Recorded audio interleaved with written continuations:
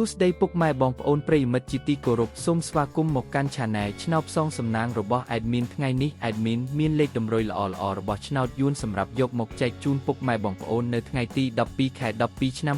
2025 នេះដូចនេះ Admin មិនចង់ចាយពេលវេលារបស់ពុកម៉ែបងប្អូនយូរតោះយើងមកតាមដានលេខតម្រុយឆ្នោតរបស់យើងទាំងអស់គ្នា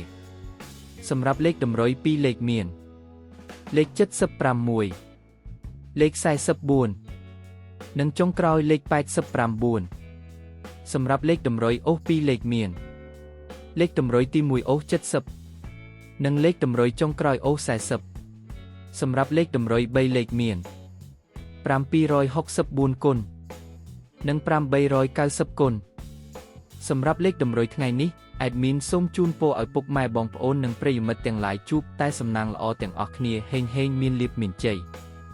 ជាចុងក្រោយសូមកុំភ្លេចជួយចុច Subscribe និង Comment ហើយដាក់សញ្ញារូបកណ្ដឹងដើម្បីជាការផ្ដល់កម្លាំងចិត្តមកកាន់ Admin ជាពិសេសងាយស្រួលតាមដានវីដេអូថ្មីៗនិងលេខតម្រុយល្អៗជាប្រចាំថ្ងៃជាមួយ Admin សូមគោរពលាពុកម៉ែបងប្អូនពី Admin ឆ្នោតផ្សងសំណាងសូមសំណាងល្អទាំងអស់គ្នាសូមអរគុណ